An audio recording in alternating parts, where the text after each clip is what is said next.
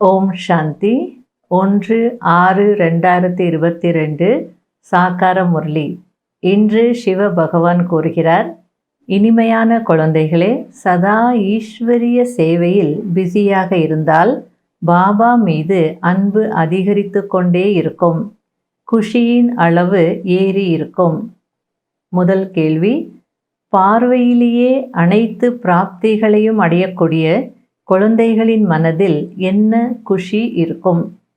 பதில், அவர்களுடைய மனதில் சொர்க்கத்தின் ராஜ்ய பதவியின் குஷி இருக்கும். ஏனென்றால் பாபாவின் கண்களை சந்தித்ததும் ஆஸ்திக்கு அதிகாரி ஆனீர்கள். பாபாவிற்குள் அனைத்தும் அடங்கியிருக்கிறது. இரண்டாவது கேள்வி, பாபா குழந்தைகளுக்கு தினந்தோறும் விதவிதமான முறையில் புது புது பாயிண்ட்ஸை ஏன் கூறுகிறார்? பதில், ஏனென்றால் குழந்தைகளின் அநேக ஜென்மங்களின் மன விருப்பங்களை நிறைவேற்ற வேண்டும். பாபா மூலமாக புது புது பாயிண்ட்ஸ் கேட்கும் போது குழந்தைகளுக்கு பாபாவின் மீது அன்பு அதிகரித்து கொண்டே போகும். இந்த முரளியில் பாபா, நீங்கள் பிரம்மா பாபாவை நினைக்கக்கூடாது. பிரம்மா பாபா தரகர் தான். இந்த தரகர் மூலமாக தான் ஆத்மாக்களுக்கு பரமாத்மாவோடு நிச்சயதார்த்தம் நடக்குது. ஆகையால் அந்த மணவாளனை தான் நீங்கள் நினைக்கணும் அப்படின்றார். அதே நேரத்தில் ஒவ்வொரு கல்பமும் கல்பத்தினுடைய சங்கம யுகத்தில் நம்முடைய தொழிலும் இதே தான். நாம் கூட தரகராகி ஆத்மாக்களுக்கு பரமாத்மாவோடு நிச்சயதார்த்தம் செய்து வைக்கிறோம். உலகத்தில் வேறு யாரும் இந்த தொழில் செய்ய முடியாது. வேறு யாரும் ஆத்மாக்களை பரமாத்மாவோடு நிச்சயதார்த்தம் செய்து வைக்கிறதில்ல. நீங்கள் தான் அந்த காரியத்தை செய்கிறீங்க. இது உயர்ந்ததிலும் உயர்ந்த ஆன்மீக நிச்சயதார்த்தம்.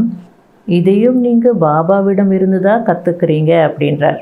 எல்லாருமே இறங்கும் கலையில் இருக்கிறாங்க, ஆனால் நாம் ஏறும் கலையில் இருக்கிறோம். ஒரு வினாடி போதும் ஏறும் கலைக்கு அப்படின்றார். அப்படின்னா ஒரு வினாடியில் நம்ம முடிவெடுக்கிறோம், அதுக்கப்புறம் அதுக்கான முயற்சி செய்கிறோம் இல்லையா? சிவபாபா மீது முழு அன்பு இருக்கணும், முழு ஆஸ்தியும் அடையணும். அப்போ பாபா மீது அன்பு வர்றதுக்கு என்ன செய்யணும்? பாபா சொல்கிறார், சேவை செய்யுங்க. பாபா நமக்கு எவ்வளவு அலங்காரம் செய்துட்ருக்கிறார். உலகத்தின் ராஜ்ய பாக்கியத்தை அடையிறதுக்கு தகுதியானவர்களாக மாற்றிட்டு இருக்கிறார். சொர்க்கத்திற்கு செல்வதற்கு தகுதியானவர்களாக ஆக்கிட்டு இருக்கிறார். ஆகையால் அப்படிப்பட்ட தந்தையின் மீது எவ்வளோ அன்பு இருக்கணும் அப்படின்றார். வெற்றி மாலையில் நெருக்கத்தில் வரணும்னா பாபாவை நிறைய நினைக்கணும். அதே நேரத்தில் கர்ம யோகியாகவும் இருக்கணும். குடும்பத்தில் இருந்தாலும் தாமரை மலர் போல தூய்மையாக இருக்கணும் அப்படின்றார். சன்னியாசிகள் இல்லறத்தில் இருந்து கொண்டே தூய்மையாக முடியாது. அப்படி இருங்குன்னு அவங்க வேற யாருக்கும் சொல்லவும் முடியாது அப்படின்றார். யார் எப்படி இருக்காங்களோ அது போலவே தானே மற்றவங்களையும் மாற்றுவாங்க. அவங்க எல்லாத்தையும் திறந்து காட்டுக்கு போகிறாங்கன்னா அதுதான் மற்றவங்களுக்கும் சொல்லுவாங்க. அதுக்கு பாபா சொல்கிறார், நீங்கள் இல்லறத்தில் இருந்து தூய்மையாக இருங்க, தாமரை மலர் போல இருங்க, பிறரையும் அப்படியே மாற்றுங்க அப்படின்றார். முரளியின் பாடல், நீ இரவெல்லாம் தூங்கியே கழித்தாய். ஓம் சாந்தி. குழந்தைகள் அமர்ந்து கண் இமைக்காமல் பார்த்து கொண்டிருக்கிறீர்கள். பாபாவும் ஆத்மாவையும் ஷரீரத்தையும் பார்த்து கொண்டிருக்கிறார். குழந்தைகளும் பார்த்து கொண்டிருக்கிறீர்கள்.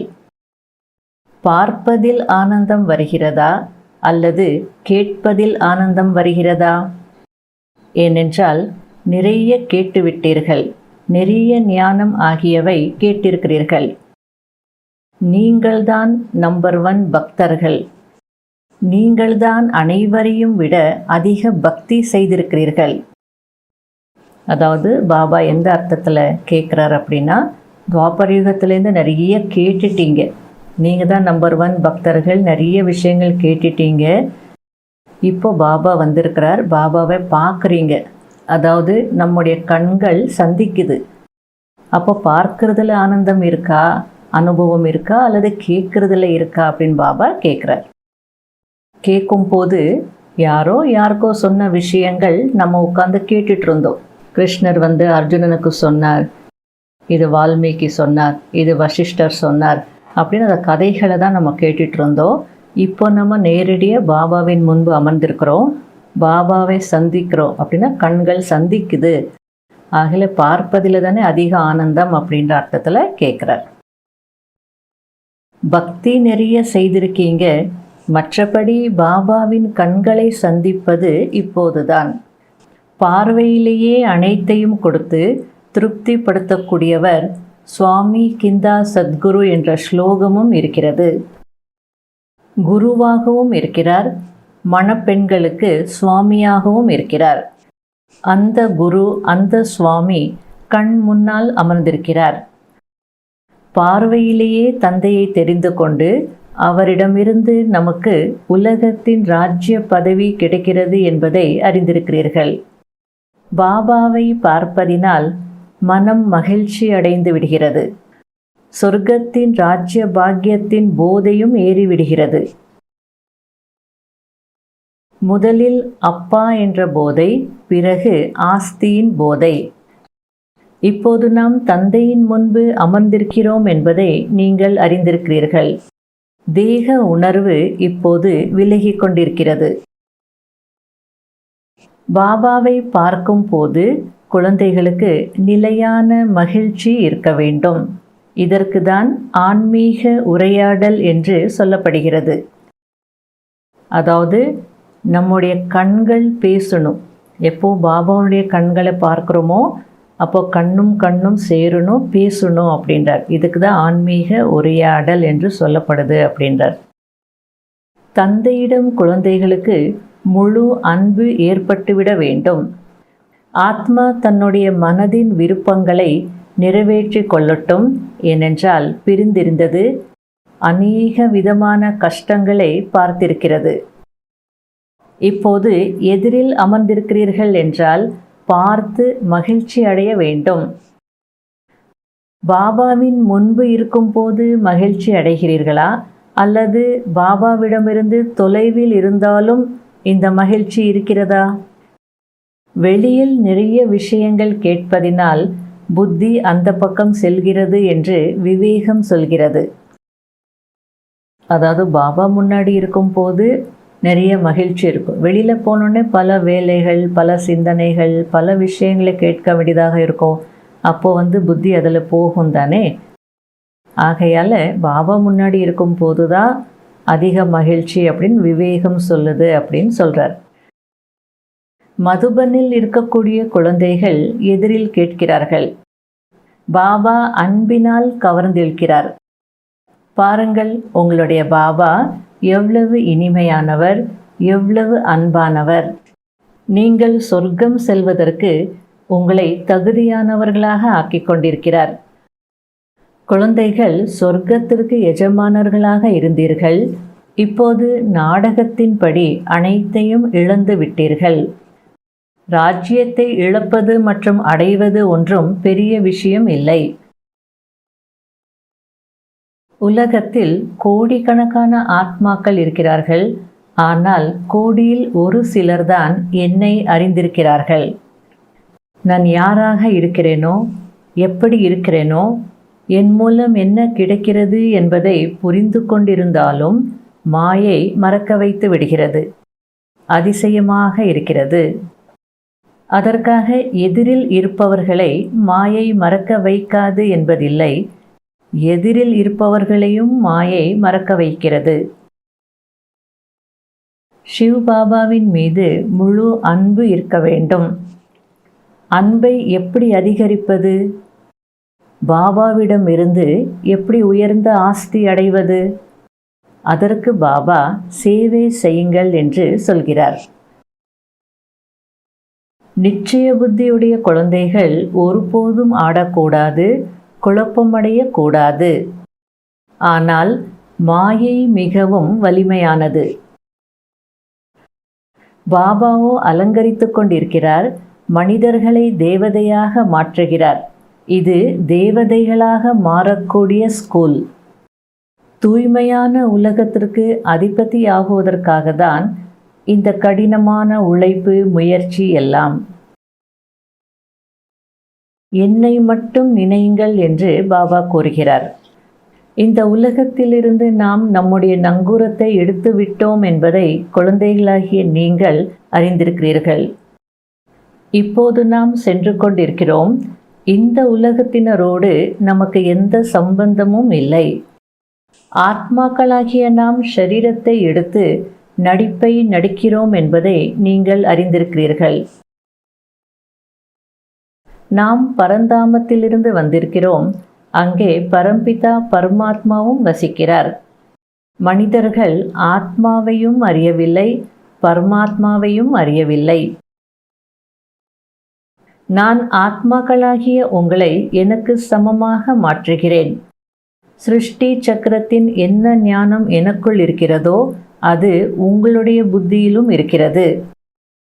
எனக்கு புத்திசாலிகள் வேண்டும். பாபாவுடன் யோகமும் இருக்க வேண்டும். மேலும் அடிக்கடி ஞான சிந்தனையும் நடந்து கொண்டே இருக்க வேண்டும். அதாவது பாபாவுக்கு எப்படிப்பட்ட குழந்தைகள் வேண்டும் அப்படின்னு சொல்கிறார். நான் எல்லா ஞானத்தையும் கொடுத்துட்டேன். எனக்குள்ளே இருக்கிற அனைத்து ஞானம் இப்போ உங்கள் புத்தியில் இருக்குது. ஆகையால் நீங்கள் நல்லா யோகா பண்ணணும், ஞான சிந்தனையும் செய்யணும். அப்போ புத்திசாலிகளாக மாறுவீங்க. அப்படிப்பட்ட புத்திசாலி குழந்தைகள் தான் எனக்கு வேணும். ஏன்னா அவங்க மூலமாக தான் நல்ல சேவை நடக்கும். அதாவது யார் நல்ல ஞான சிந்தனை செய்வாங்களோ அவங்க மற்றவங்களுக்கும் தெளிவாக புரிய வைப்பாங்க இல்லையா? அதற்காக பாபா அப்படி சொல்கிறார். ஒவ்வொரு கல்பமும் கல்பத்தின் சங்கம யுகத்தில் இதுதான் நம்முடைய தொழில் என்பதை நீங்கள் அறிந்திருக்கிறீர்கள். அதாவது ஆத்மாக்களை பரமாத்மாவுடன் சேர்த்து வைக்கக்கூடிய தொழில். வேறு யாரும் ஆத்மாக்களை பரமாத்மாவுடன் நிச்சயதார்த்தம் செய்து வைப்பதில்லை.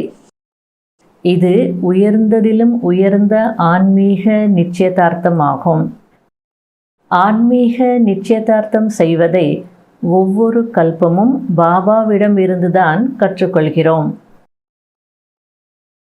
அனைவருடையதும் இப்போது இறங்கும் கலை, நம்முடையது ஏறும் கலை. ஏறும் கலைக்கு ஒரு நொடிதான் ஆகிறது. நல்லது. இனிமையிலும் இனிமையான காணாமல் போய் கண்டெடுக்கப்பட்ட செல்ல குழந்தைகளுக்கு மாத் பிதா பாப் தாதாவின் அன்பு நினைவுகள் மற்றும் காலை வணக்கம். ஆன்மீக குழந்தைகளுக்கு ஆன்மீக தந்தையின் நமஸ்காரம். கடைபிடிக்க வேண்டிய முக்கியமான சாராம்சம். முதல் பாயிண்ட், ஒருபோதும் எந்த விஷயத்திலும் குழப்பமடைந்து நிச்சயத்தில் மேலே கீழே ஆகக்கூடாது. வீடு வாசலை பார்த்து கொண்டே கர்மயோகியாக இருக்க வேண்டும். வெற்றி மாலையில் நெருக்கத்தில் வருவதற்கு தூய்மையாக இருக்க வேண்டும். இரண்டாவது பாயிண்ட், புத்திசாலி ஆகுவதற்கு ஞானத்தின் சிந்தனை கடலை கடைய வேண்டும். சதா சேவையில் ஈடுபட்டிருக்க வேண்டும். தனக்கு சமமாக மாற்றக்கூடிய சேவை செய்ய வேண்டும். வரதானம், பாபா என்ற சொல்லின் நினைவு மூலம் எல்லைக்கு உட்பட்ட என்னுடையது என்பதை அர்ப்பணம் செய்யக்கூடிய எல்லையற்ற வைராகியம் உடையவர் ஆகுங்கள். அநேக குழந்தைகள் இது என்னுடைய குணம், என்னுடைய சக்தி என்று சொல்கிறார்கள். இதுவும் கூட தவறாகும். பரமாத்மா கொடையை என்னுடையது என்று நினைப்பது மகா பாவம். என்னுடைய இந்த குணத்தை, என்னுடைய இந்த புத்தியை பயன்படுத்துவதில்லை என்று நிறைய குழந்தைகள் சாதாரண பாஷையில் சொல்லிவிடுகிறார்கள். ஆனால் என்னுடையது என்று சொல்வது என்றால் அழுக்காகுவது. இதுவும் ஏமாற்றுவதுதான். எனவே இந்த எல்லைக்கு உட்பட்ட எனது என்பதை அர்ப்பணம் செய்துவிட்டு சதா பாபா என்ற சொல்லை மட்டும் நினைவில் வையுங்கள். அப்போதுதான் எல்லையற்ற வைராகியமுடைய ஆத்மா என்று சொல்ல முடியும். ஸ்லோகன்: தன்னுடைய சேவையை பாபாவின் முன்பு அர்ப்பணம் செய்து விடுங்கள். அப்போது சேவையின் பலன் மற்றும் பலம் கிடைத்து கொண்டே இருக்கும். ஓம் சாந்தி.